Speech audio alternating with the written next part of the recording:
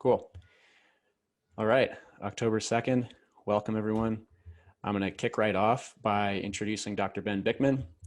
You've heard a lot about Ben. Many of you have read his recent book, Why We Get Sick, but generally, I think Ben is at the forefront of what we're doing here, and I'm just super excited to introduce him both to the Friday Forum and as an advisor on the research team here at Levels. So, Ben, if you want to just say a few quick words to the team, that would be awesome. Yeah, thanks, Josh. Thanks for the introduction. I really am just tickled. I'm delighted to be a part of this group. I really admire the efforts you guys are taking to make this technology not only accessible but also relevant by coupling the CGM with the output with the analysis that we're able to provide with Levels.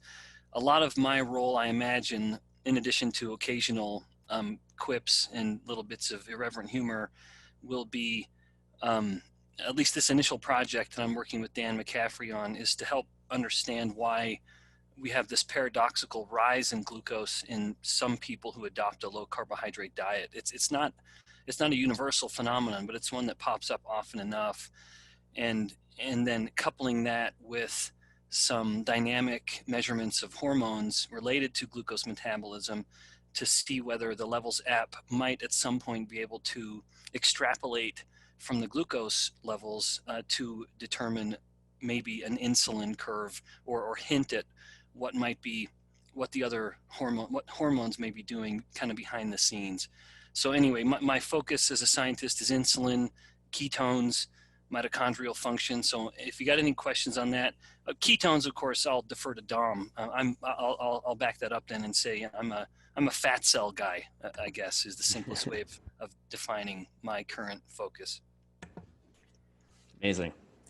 Yeah, thank you for the intro. Like I said, your book is required reading here at Levels, so most of us are quite familiar, but it's really awesome to have you as a resource. And for the team, this is a huge win for us to have both Dom and Ben on our Friday Forum and also on our research team. So, this is just kind of a crazy moment for me to have both of you joining us and to be pushing this research forward and thinking on the same wavelengths, So thanks again. Yep. You're my pleasure. Thank you. And Dom, thank you for jumping in. All right. So recent achievements. Big news as of, 15 minutes ago is the Ben Greenfield newsletter went live. It's our first major promotion. We've been talking about this for several weeks and working really hard to get things cleaned up such that we can process orders fast enough for the expected influx. So that newsletter just went up. You can see the partner landing page here that people are hitting, and they can get access, and we're offering 4-week delivery. So that is a significant acceleration of where our standby list was a few weeks ago.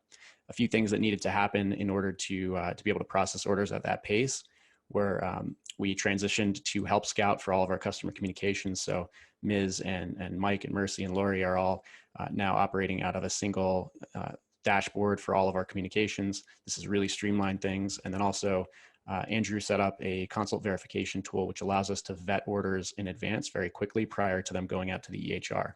So our operations stuff has really improved over the past few weeks. And this is all necessary, of course, to be processing however many, it's hard to predict, orders we're going to get coming in. They're already rolling in off the Ben URL. So a lot of lessons to be learned in the next week. We are still moving forward with due diligence on our big round. A few major strategic investors are going to be joining us. It's quite an oversubscribed situation right now, which is it's a good place to be in. So I'll let Sam speak to the financial stuff, but just a quick update there. We brought on Jack Taylor, which is one of the largest PR firms out there and the most successful. They run PR and outreach for Whoop and have really been amazingly successful at getting large placements for Whoop as they started to roll out their more consumerized product. So it's great to be working with them. I expect some really cool press development in the coming weeks. We had a really exciting call with United Health Group. Two folks on their team, Brett and Shane, are both on the R&D side. And it was amazing to hear directly from them exactly how aligned they are with getting CGM out there to the masses for a covered program. And it's all, to them, it's entirely about behavior change. They have a ton of programs that are like intended to introduce behavior change, but they admitted that most of them really don't work. And they want to see real objective data that shows they understand that CGM information is relevant, but the way it's presented to the end user is key in all of this. And so it's really exciting that such a behemoth like UHG is thinking so forwardly about this, and more to come there. Lastly, we signed a partnership agreement with Mike Barwis this week. We've been talking about him for quite some time as well. He's one of the biggest names in pro sports training. And you can see, I think Tom's going to give us an update here, but all of these professional sports logos across here, these are athletes streaming into the program, mostly from the NHL. We've also got Major League Baseball, some Olympians, all coming through quite quickly through that partnership with Mike. And this is going to be kind of like a press, advertising, and also just generally a really good opportunity for data on elite athletes. A few other items I wanted to touch on. Dave Asprey is going to be getting more involved with the team, potentially as an investor and or advisor. He's very excited about what we're doing and has loved the product. And let's see. Some really exciting stuff here on the product front. I'll let David speak to it. But this graph mode exploration here showing all of the different dynamic metrics that can be displayed from data. So taking what we currently have under the metabolic score and just showing like a few submetrics and then turning into a dynamic like reporting system. So I'll let David dig in there, but this exploration and the full scale mock-up that he built is really exciting. So definitely take a look at that. And then of course I want to highlight that we have people striking up organic conversations in Tokyo about how enthusiastic they are about levels. We are obviously not live in Tokyo, so this is quite exciting to be resonating around the world right now. So another great week. Any questions on any of this stuff? Can I plug that we got the levels handle too on Instagram? All right, touching quickly on weekly beta trends. So since last Friday, we've moved about 150 orders into the EHR process, and 120 of those have shipped out. You can see the projections for the next few weeks. This is going to approximately double to close to 300 orders per week. These are the projections based on the accelerated standby list that we've implemented. So basically orders that are coming in today for the Ben Greenfield newsletter will be processing about 3 weeks from now. We've also got our leaderboard here for the partner codes. Kevin Rose is still blowing everyone else away with about $85,000 in revenue from the single episode and no real meaningful follow-up marketing on that. So quite exciting. We've got a couple of our lead investors down there, Todd and Raul and Lenny are both pulling their own weight. So anyone watching this, feel free to try to compete. Sam. Yeah, on the financial side, we have 2.7 in cash. We're in really good position. And as Josh mentioned, we're in diligence. The historic monthly revenue, we're, you can see where our September numbers are going to be a lot bigger than anticipated. We generated a lot of cash, and October's getting started. Next slide. Weekly revenue, we had another really good week. This week, I think, is going to probably set another record. So we'll see how that goes. And monthly revenue, we blew up our September numbers, and October is going to be another record month. So this is revenue we've already received. So we're on track to do over 200,000 next month, or this month. It's October now. So things are on track. For context, you can see May down there at about 1/10, so 10% of where we are today. So this is a very fast moving development, which is pretty shocking to see how quickly things are accelerating. This is driven in a large part because we pulled those orders forward, right? Yep. That's right. Yeah, so that's a good point. Like just to clarify, we did accelerate our standby list. We had 8-week delivery times, and because we're ramping up these promotions with Ben Greenfield and Bulletproof in particular, among others, we wanted to provide fast delivery times for their customers.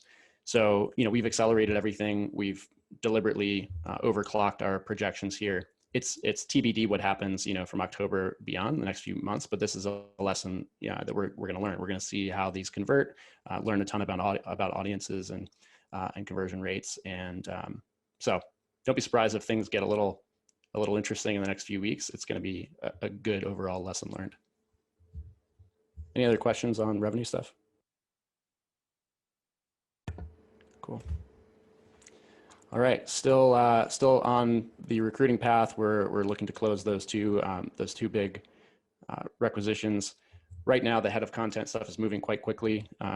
We've got two really good candidates right now who have deep editorial experience in magazines like Business Insider, Tech Side, and Popular Science.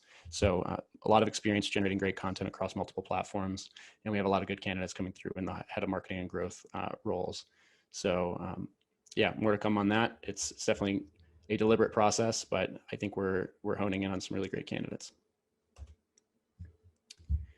This week was great on Twitter, as always. A lot of people, very, very big name people, Raul Vora, who runs Superhuman, Sundeep Pichu, who runs, I think Felicitas is the name of his firm. Felicis, yeah. Felicis. And then Michael Arrington, who runs TechCrunch. So all these folks are using our program. They've got deep product and development experience. They've seen many, many very interesting products in their day, and they're all very enthusiastically involved in and using Levels and posting about it, which is exciting. And a couple of these folks have decided to invest with us as well because they see just tremendous promise for the future. So this has been, as usual, a great week on Twitter. We've also had continued awesome user engagement on Instagram. It's really interesting the way Instagram and Twitter kind of break down.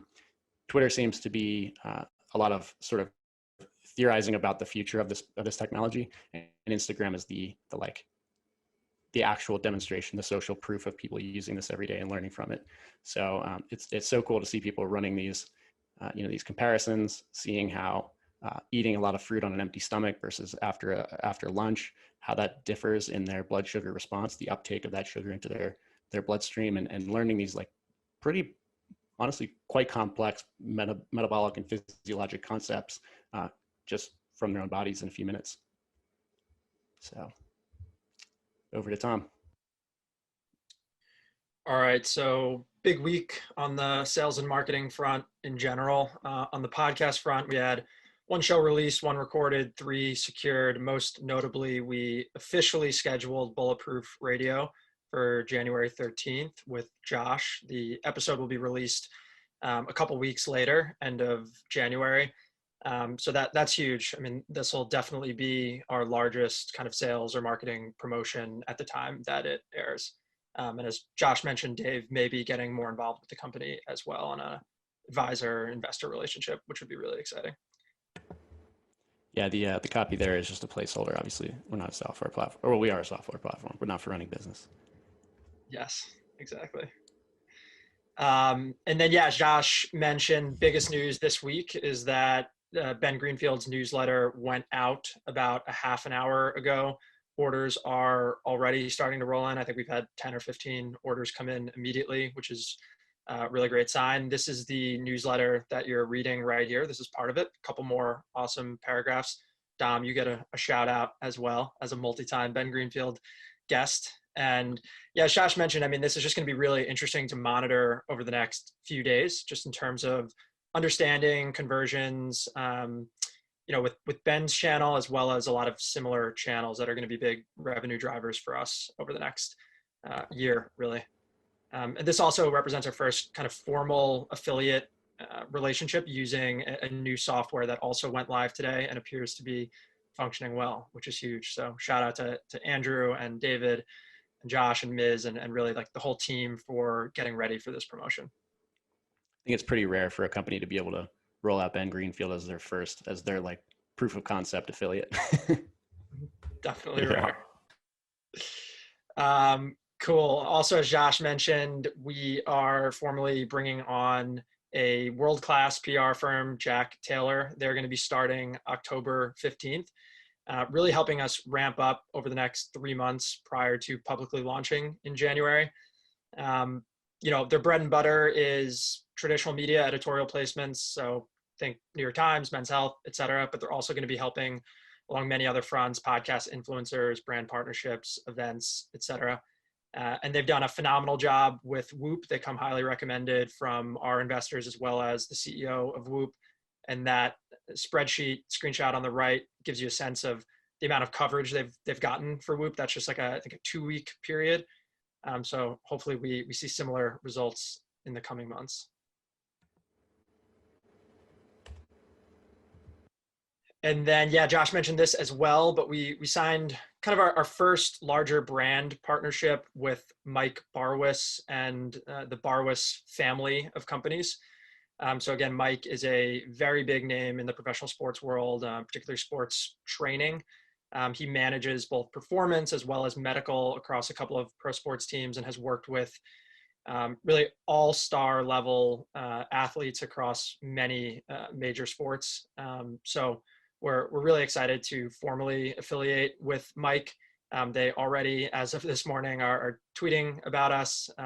That picture right there is on an NHL player and Olympian Jack Johnson, who Scott levels on and is training down there this morning, actually, which is really cool. And so, yeah, the main value of the partnership is really twofold. You know, we're getting access directly to Mike's network, which is an incredible network. So a lot of high-level athletes are going to be wearing levels in the next, few weeks.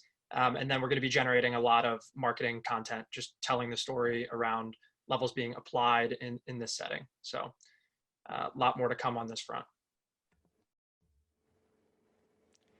Awesome. Any questions on those three topics? Great. Mega, you want to go ahead and take this one? Sure. Just a quick plug here. We are going to be doing a few more different types of content on Instagram. So one of the things we want to feature is food comparisons. You can already see that tons of people are already sharing these organically. So we want to just bring this education to our feeds. What I am doing is requesting all of you to help test different experiments, since I can't test all of these on our own.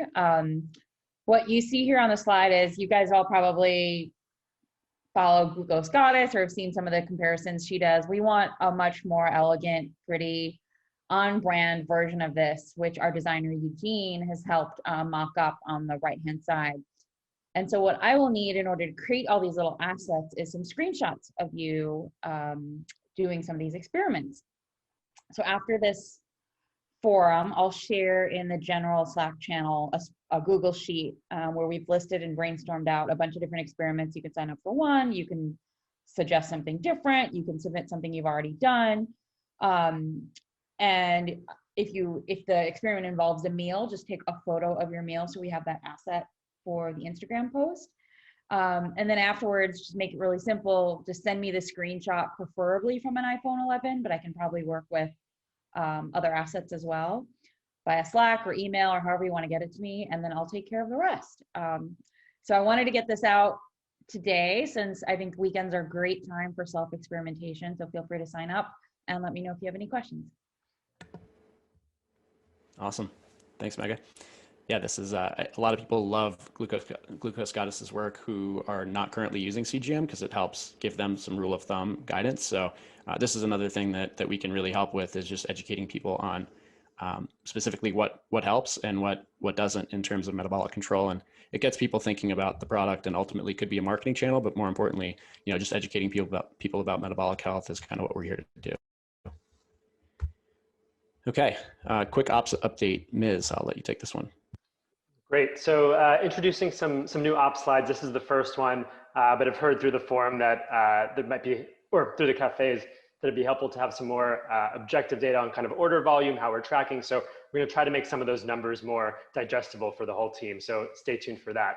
But on the subjective side, the big theme here is everything we can to make sure that we're ready for these increase in orders and kind of the next phase of levels. So until now, everything's been fairly bespoke, a lot of really hard work from Lori, from Mike, from Mercy to move orders through the flow. And so we're actually manually filling orders, we're manually approving consults, all these kinds of things. And so these big changes will help us get there faster to get away from that hand holding of each order through the flow. So first off, Andrew helped us launch this really cool order validation dashboard earlier this week. Before now, orders were going directly from customer consult forms directly to physicians. And there were a lot of hiccups in the process that then slows down order fulfillment for physicians and for customers. Things like a selfie wasn't present, or the photo of the ID was completely blurry, or they uploaded 2 selfies and no ID, or their date of birth was incorrect, or their name is typoed. So all of these things we can catch before they get to a physician, so that physicians can just see accurate, complete consults, similar to like a nurse seeing a patient before they go through, make sure all the information's in the right place, and then we get those orders filled through. So that dashboard is live. thanks, Andrew, for the really quick work on that. It's beautiful and does the job. So nice free tool dashboard there. Second thing quickly is that we moved over to Help Scout from Zendesk, from Front, from some of these other tools. We're going to be consolidating in there. If you want to see a glimpse of some of the tickets coming through, the Slack channel support Firehose has all the tickets just flowing all day long. So you can kind of get a sense for what customers are saying, what kind of questions we're answering. And some other changes will come along with that, the chat tab in-app and some other updates for knowledge access and just kind of deflection of self-service topics. And then on the right, upcoming changes, some more automation coming. We're going to prepare to increase our fulfillment volume with TruePill, make sure that orders are going out as we expect them to, both in terms of quality and numbers. And finally, physician network expansion.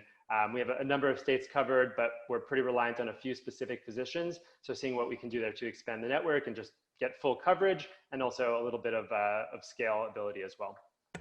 That's it. Awesome. Any questions on these exciting ops updates?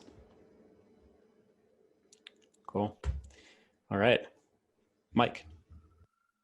Awesome. Thanks, Josh. Another great week of user excitement and engagement, seeing some consistent themes, and just two quick things I want to highlight that are on my mind, especially with the partnerships that we have coming up and the increased throughput are definitely the getting started, but then more so on my mind is the educational component and bridging that gap.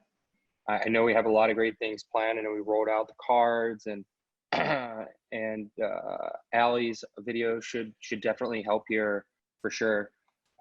But definitely want to continue to think about how we're delivering this information. We had some interesting suggestions from some users, like a audiobook version of our content, or maybe a mini series with the team about the different experiences, whether it's Casey with living the plant-based lifestyle, or Josh, how he was able to take control of his energy.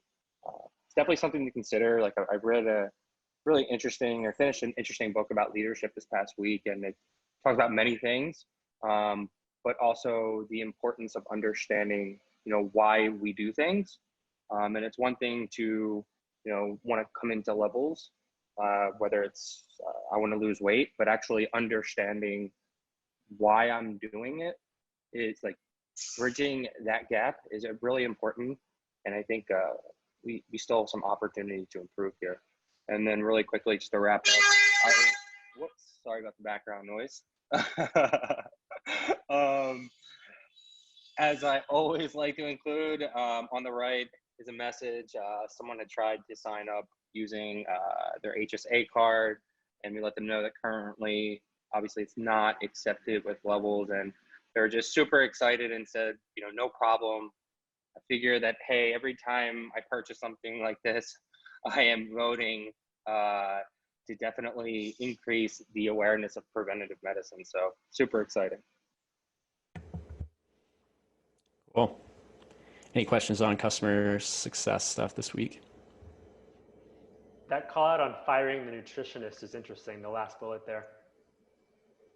Yeah, I think we've heard that a few times now. People dropping their nutritionist because they realize that personalized recommendations can't be personalized without the data. So, and then I also really love the comparison to closing the rings for Apple Watch. This is, Sam has been talking a lot about, placing levels in the zeitgeist, and, closing the rings is in the zeitgeist. It's people are getting their steps in. Like that's now a term in Merriam-Webster dictionary. So, I think flattening glucose, or what was the term, time in range, Sam, that you've been using? I've been trying all of them. So yeah, we're honing in on the metabolic equivalent. So look forward to that being added to the dictionary as well. All right, David.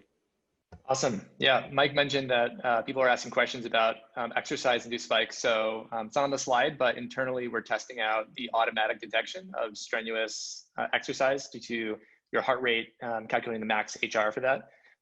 So if you haven't already, please try that out.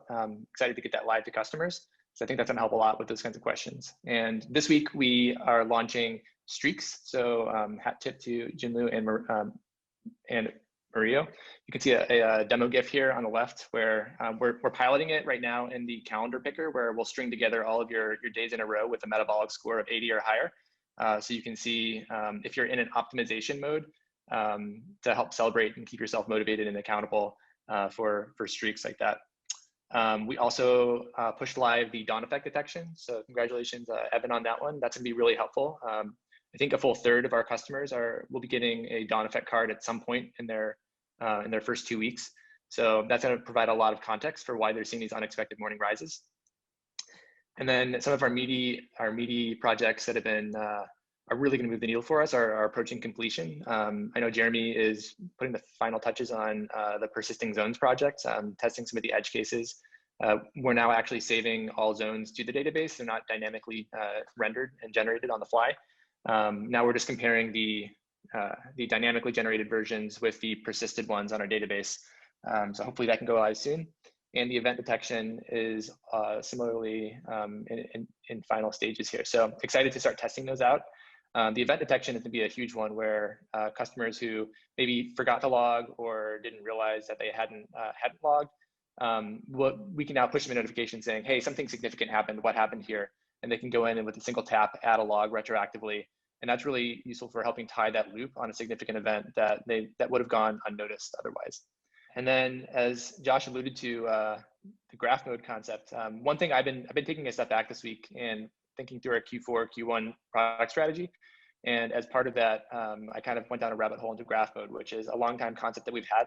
And it's sort of a separate standalone module that you can think of as like, it's a reporting platform. It's an area that lets people go deeper into levels insights. But I think of levels really as multiple stages of progressively revealed information. So at the highest level on your dashboard, you want to have the simplest to understand, crystal clear insights.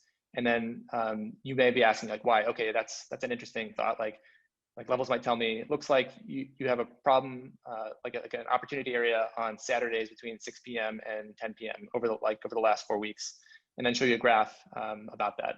And then that's simplified and easy to understand. But then if you want to drill into it and figure out what's driving that, you would tap it, and then you might get a report, or you might dive into into graph mode. So graph mode is a surface that we're envisioning that you can reach from an insight card or as a standalone module, where if you just want to dive into the data, you can do that.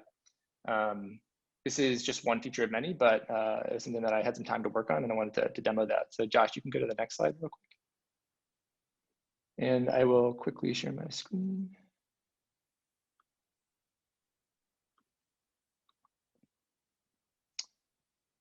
So yeah, as the GIF showed, just a couple things to highlight here. You can choose a metric, and this is all open to change. This is like very conceptual, even though it looks high fidelity. But a couple concepts, so day, week, month, they're all slightly different. You can interact with them in different ways. So if you tap the month, you're gonna see your average. And this comes from our monthly report, if you've seen that PDF. You can also do comparisons, so compare to the previous month. That comparison persists as you change the different aggregation mode, and it's relevant to what you're seeing. So if it's a month, it's simple to see this line. On the day, you might see the two specific glucose lines. If you wanted to, let's see, like this is a Monday, so you're like, well, how do I typically do on Mondays? Well, you can do compare to Mondays. And then you can see, is there any trend here on that day? So here you can see that this Monday had a higher evening spike, and levels might be able to tell you, you know, your Monday afternoon average is lower than your typical Monday. Maybe this would tell you too, like your early morning rise was driven by late night snacking, right? Something else I wanted to call out was they're all a bit visually different. So you can see this is this area under the curve, a new possible metric exposure would show you kind of exactly how much glucose were you running through your system versus like high glucose events. How many times did you spike? How severe were they? That kind of thing. Or in day mode, we might actually just annotate the graph to show you, okay, here's the high glucose event, here's your peak, things like that. So what's not shown here is how it relates to your food logs, which I need to do some more thinking through, but this is the main concept I wanted to get across was showing you all the different metrics, how they relate to each other, what the trends are, etc. So I'll be playing around with that. To me, it's too complicated right now. I want to simplify it more, but wanted to give you a quick demo of what my thoughts were. That's it. Any questions? So cool. Yeah, that's awesome. That's Love it. exciting. All right. Also, really quickly, I just want to say I tested the strenuous auto detection this morning. I ran the last couple miles at a tempo pace, and it worked like a charm. Nice. Love That's to hear awesome. Yeah, that's huge. That is for people who are catching up on how we're currently pulling heart rate data in. We currently can pull in workouts from HealthKit, but this new, we have a flag, so you can go in and manually say, oh, this was strenuous, to avoid a negative metabolic score if you had a blood sugar spike caused by your workout. So now this detection mode allows us to actually interpret the heart rate data, and that's just a huge step forward. I mean, it's the first directional change from passively bringing data out to actively modifying zones as a result of other activity data. So sleep is next. Okay, we've gotten to the individual contributions section. Again, 10 seconds each on something we're excited about. Gabriel. Yeah, so on the level side, I'm really excited about the heart rate monitoring import. I got a heart rate monitoring watch just to be able to test it out with levels, so excited about that. On the personal side, I'm doing this massively multiplayer live coffee tasting thing tomorrow that I think Andrew and Hao are also doing, so I'm excited about that. That sounds amazing. Looking forward to updates. Mercy. I'm excited. The weather's finally nice. It's been raining all week, and I will have a new nephew as of Wednesday of next week. So that's exciting. Yes, it is. Laurie. Every time I'm here, I'm just excited to hear the different aspects. I don't see them. I'm filling orders and dealing with customers, and it's overwhelming how great everything's going, and that's exciting. I have an older dog. We rescued him about 7 years ago, and he was probably 8. They weren't sure. And he's getting older. It sounds a little sad, but I'm excited to spend more time with him. He's blind, he's deaf, he's precious. He's not in any pain, but I don't know. It's like nurturing this little thing that's coming to the end of his life. And I'm really enjoying every minute I have with him. So maybe I'll put a couple pictures of him up. He's a sweetheart. But even though I'm watching him slowly pass, it's a precious time. So right now he's kind of in the forefront of my mind. His name is Jasper. It's really nice. I'm sure, yeah, you should definitely throw some pictures up in Slack. I think we even have a channel for this. Thank you.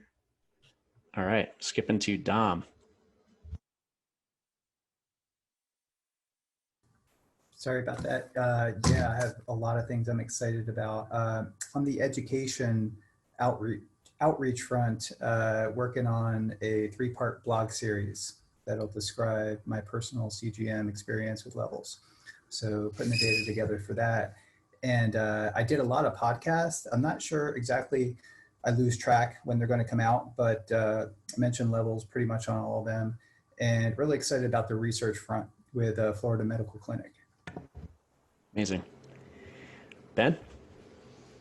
Yeah. Hey, guys, this is just so well done. Josh, if you're the one who puts these meetings together, good for you. Having been in so many meetings, if our faculty meetings were this tightly run, man, we'd be taking over the world as a university. Group effort, but thank you. Yeah, this is great. So I'm excited about the potential of getting human data. As any basic scientist can attest, one of the frustrations is we're always limited in the conclusions we can make with the relevance to humans. When you're working with cells and rodents, there's always the lingering question of, well, what does it do in humans? And so I'm thrilled at the opportunity to be able to partner with Levels to do some human experiments. And I think we're going to be able to get some really useful data.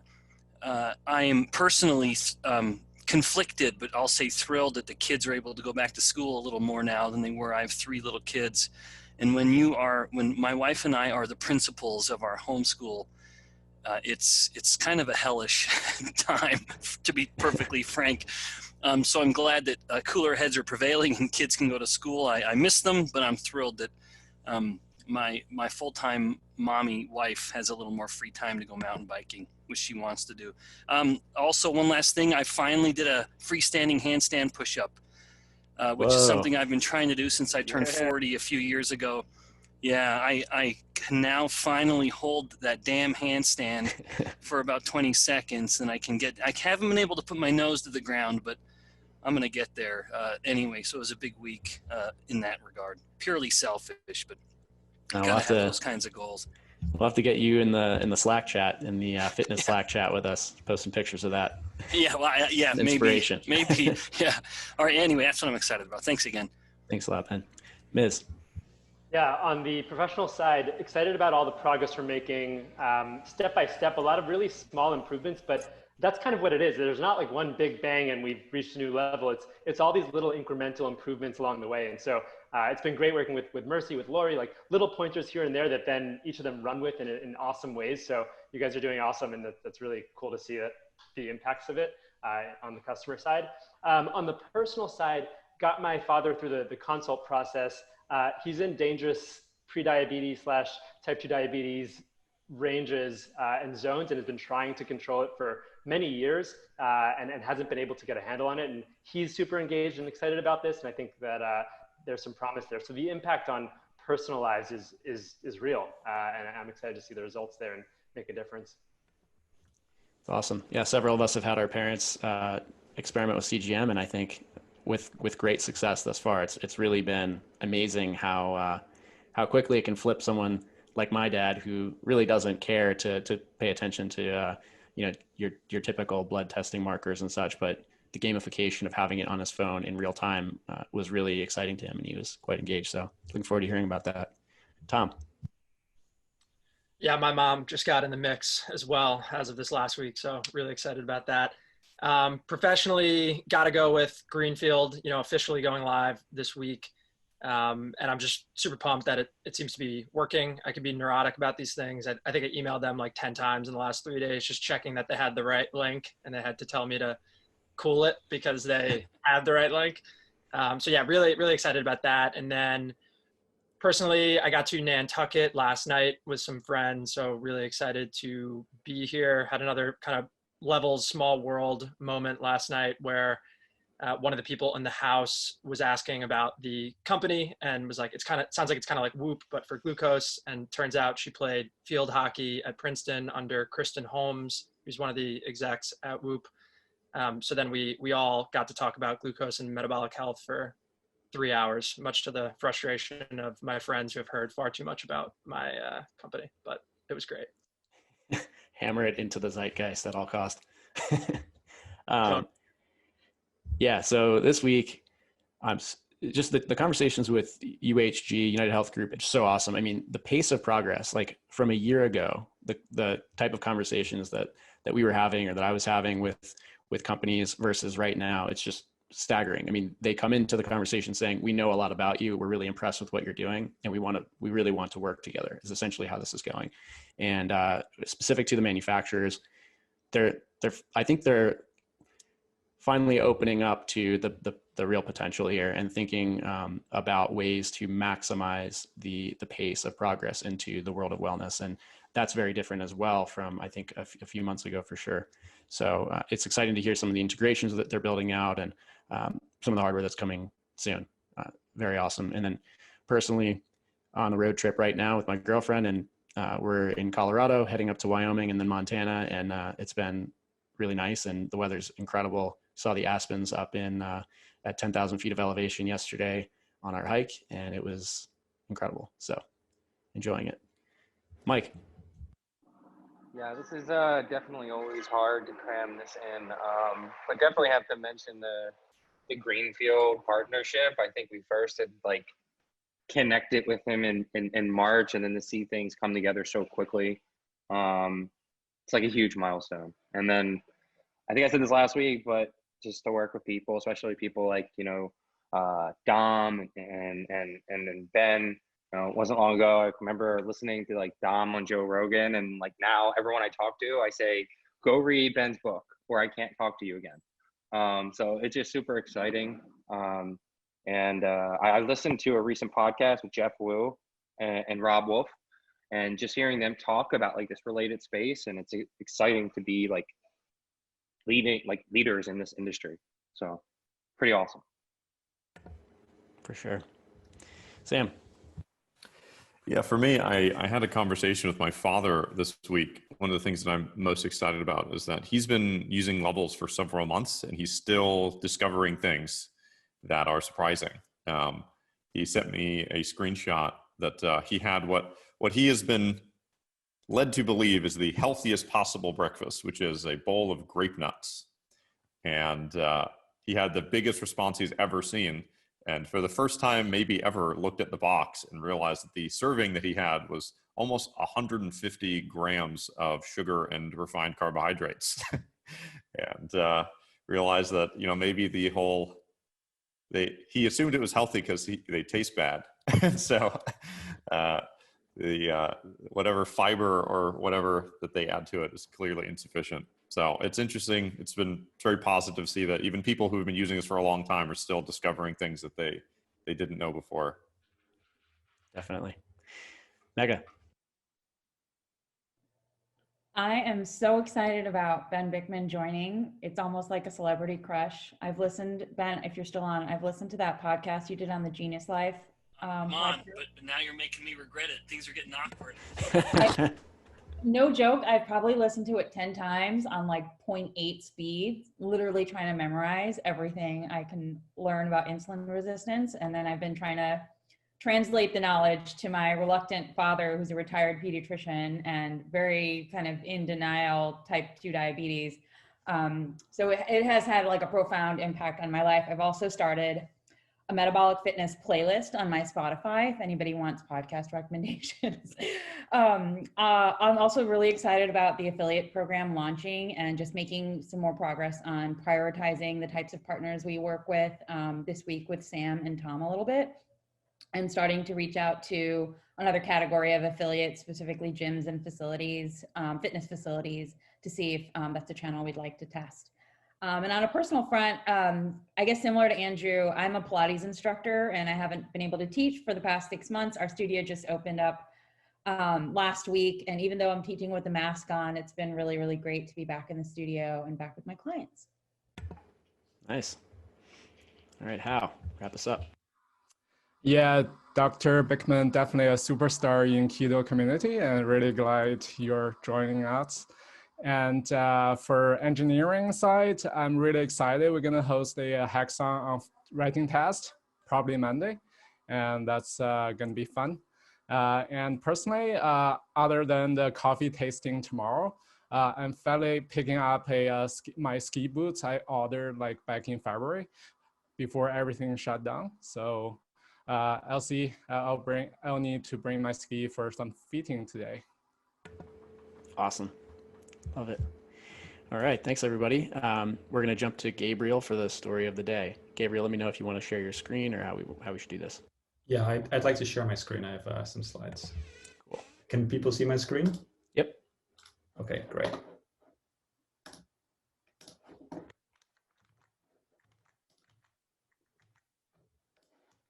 Okay, so for my personal share, I'm going to talk about lichen, because I think lichen is really cool and not talked about enough. Something you might see and notice when you're out like hiking in the forest. So yeah, let's talk about lichen for about 6 minutes. Lichenology. So what is lichen? Lichen is it's a mutualistic organism combining a fungi and an algae or a cyanobacteria. The word symbiosis was actually coined to describe lichen, which I didn't know. And the algae or the cyanobacteria lives within the hyphal strands of the fungus and produces food and nutrients, which the fungus can then kind of absorb. And the fungus provides structure and protection from like weather and UV radiation, and better access to water by kind of absorbing water and then releasing it. Something else I didn't know was that unlike saprophytic or parasitic fungi, which kind of decompose the substrate they grow on, lichens typically like don't. They just kind of hang out occasionally absorbing trace minerals, but basically just kind of existing on the substrate and photosynthesizing and absorbing water. All these photos in the background, by the way, are photos that I went out to my local graveyards to take as research for this talk. So what makes them interesting? Why am I talking about them?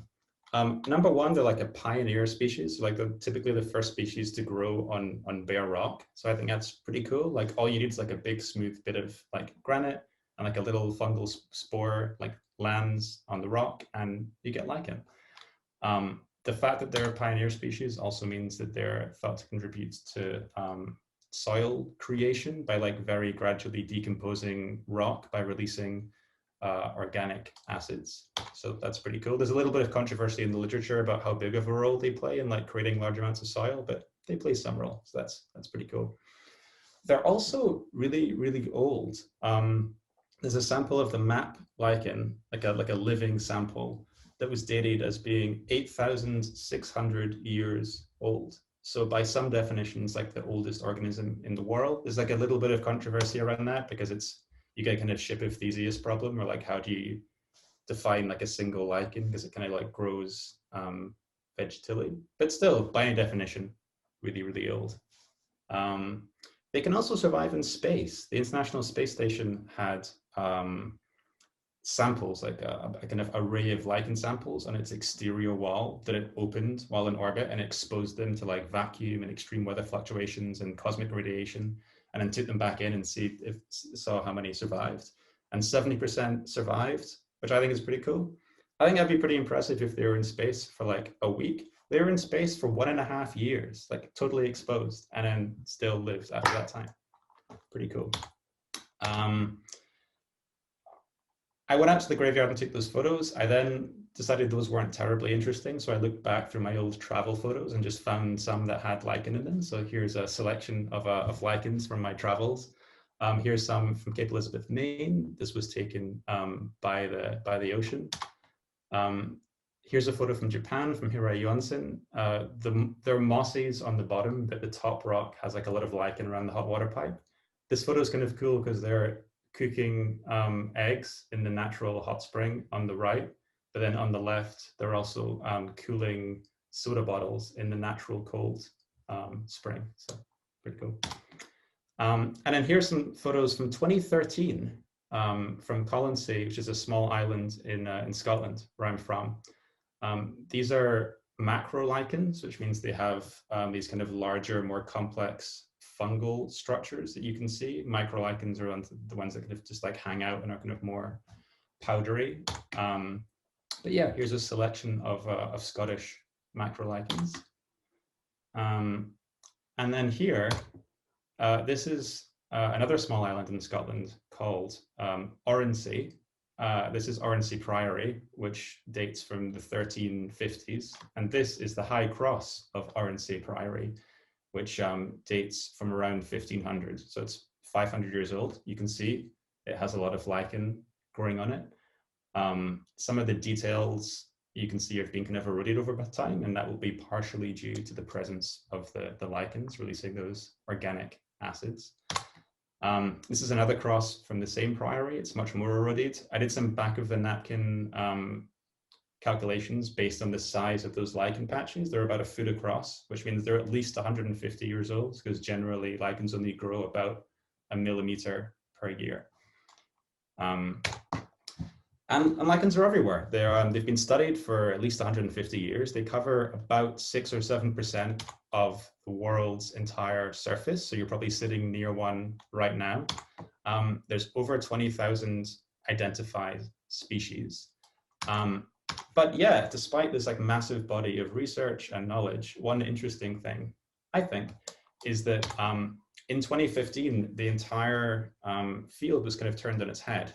There's a lichenologist called Toby Spribiel, who released this kind of seminal paper that found that up until that point, lichen had always been defined as the symbiosis between a single fungal species and like an algae or a cyanobacteria. But he released evidence that there are actually at least 2 fungal species especially in macrolichens like from Colonsay that have these complex structures. And scientists have been trying to culture macrolichens in the lab for a long time with very little success. They could never get those complex fungal structures to grow in the laboratory. And it's now thought it was because it was lacking this basidiomycete yeast. It was lacking one of the two fungi that make a lichen a lichen. And it revolutionized the entire field of lichenology, which I think is pretty cool. Toby Sperbiel was homeschooled he grew up in a trailer park, worked for the Forest Service for 9 years after that, and then eventually went to university because he found a university in Germany that didn't charge tuition and would accept his like non-traditional transcripts, and did an undergraduate and then a postgraduate, and then became this like an expert lichenologist who then like revolutionized the entire field. So I'd leave you with the thought, what's the next discovery? Like, what's the next thing that's like, it's everywhere, everyone knows about it, but there could be some massive sea change just waiting to be discovered. And that's all I have to say about lichen. Very interesting. That's awesome. Metabolic health, yeah, I love it. Yeah, that was great. I've never thought deeply about lichen until this moment, and I had no idea that they release natural acids, and that is part of the reason that stone erodes over time. That's fascinating.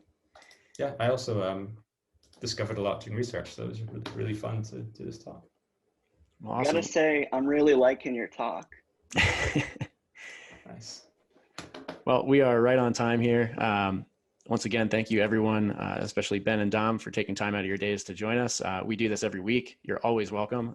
No need to tell us in advance, just pop in, you'll have the invite. And as usual, thanks everyone for contributing. Appreciate all of your work this week, and have a great weekend.